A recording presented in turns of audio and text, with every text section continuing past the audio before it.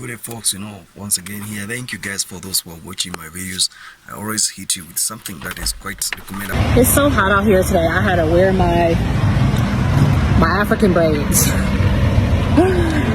I had to wear the 2 braids out here today. But there's a few things that I have noticed about living in Kenya where I didn't really notice it when I was going back and forth to Nigeria.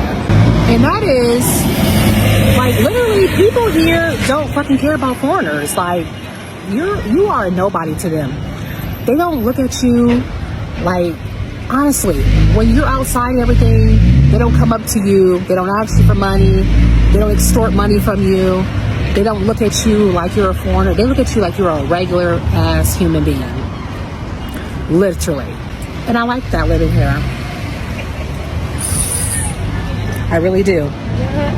It's so hot out here today. I had to wear my African braids. I had to wear the 2 braids out here today. But literally. And I like that living here. Every time now and then. Now I come once again here because somebody commented on my previous video that I made that I should join something to do with the parliamentary committee to try to explain how to introduce the bill so that they can block immigration. Otherwise they're dealing with it. This issue of immigration is a very big, complex topic, and it's a topic that is wide enough for everyone to have a look at it, simply because it's a mess. When people are moving from one place to another unchecked, that one becomes catastrophic, because in 10 to 15 years you will deal with the statelessness, and you will deal with calamities that will befall you without knowing. And I'm not dictating what should be done. I'm just giving an opinion, my personal view allegedly. And the reason why I'm doing that is simply because I see there's a gap that need to be filled in. Recent banning of African nations from entering America, it's a big setback to so many African countries that are still eligible to enter the United States, because the human traffickers and these immigrants, remember, the economic immigrants, it's not that necessarily that they are refugees.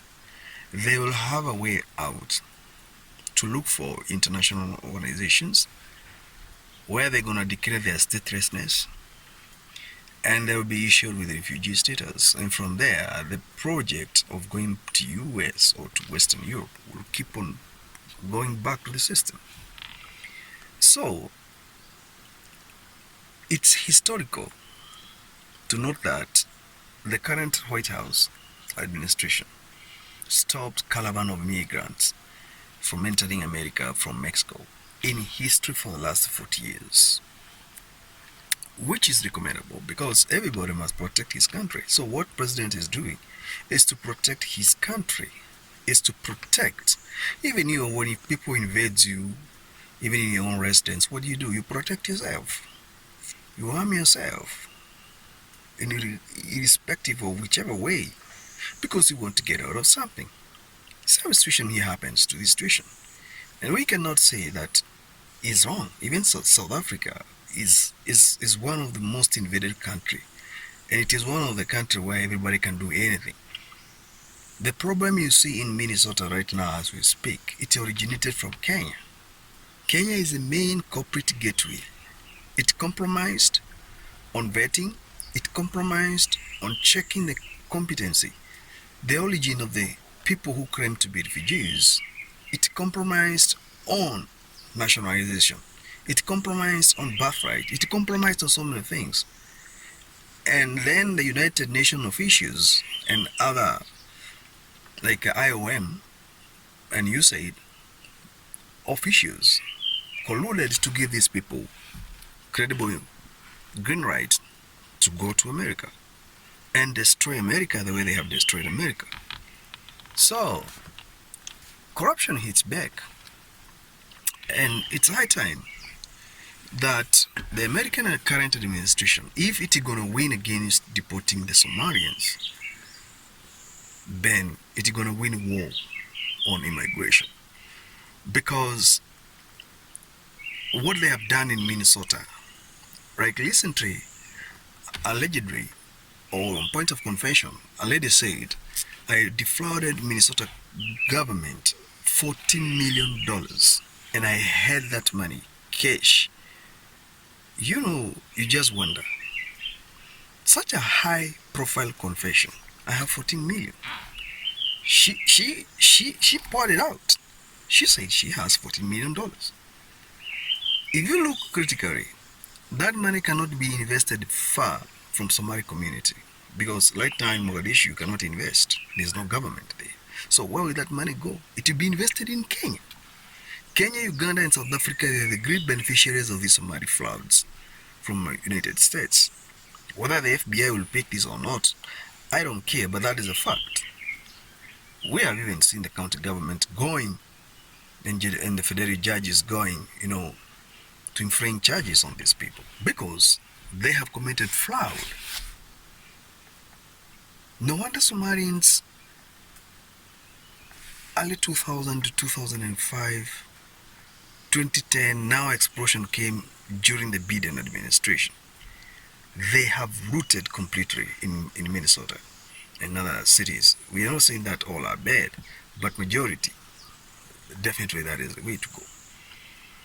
That money is invested in Africa. It is not invested in Europe because the rules and regulations of the source of fund, proof of funds, is very strict in Europe. All that money came to Africa, and it came to Africa not as a direct depository.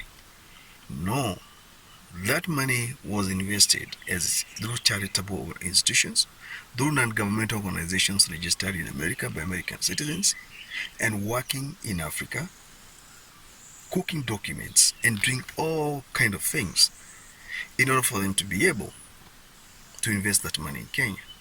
It's a wide web syndicate that it will take years. Now what they need to do is to cut it from the source and deal with the historical crimes committed thereafter. Even if they're going to open a panel of inquiry, that's going to take time to unearth these and make sure they prosecute these people. This situation of immigration is a menace, and that is why I'm saying Kenyan government must act on information and on time, despite the evidence, because it will weaken the Kenyan, global benchmark, particularly when it comes towards America. We're just a milestone away before we are blacklisted, because there's a loophole of immigration. Because right now, I declare Kenya a gateway of immigration traffic networks. Because I had a conversation with a guy from Pakistan. He told me, "You are Kenyan?" "Yes." "Wow, that is quite interesting. I was in Kenya and I had a very beautiful life there." I asked him, "Where?" "In Parklands." "Oh, that's where the Indians they stay." I met him in South Africa. And now that guy, he went on and on discussing this and told me from Pakistan he cannot come to South Africa direct. He had to go to Kenya, from Kenya to Mozambique. Then from Mozambique, he will enter South Africa by road,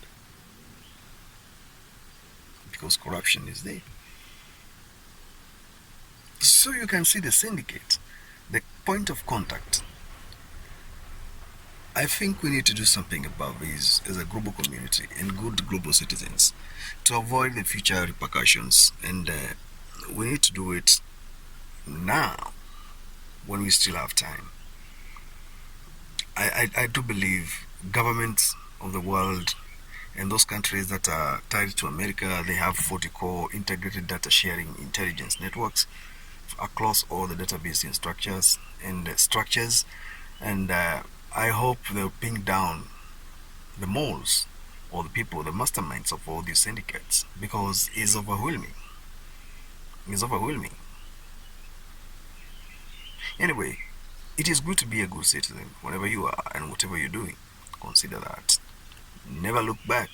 Always keep on winning, and you shall be somebody somewhere. Anyway, that's my stake. That's my take. And I will consider your inputs, particularly on the comment section. Have a good day.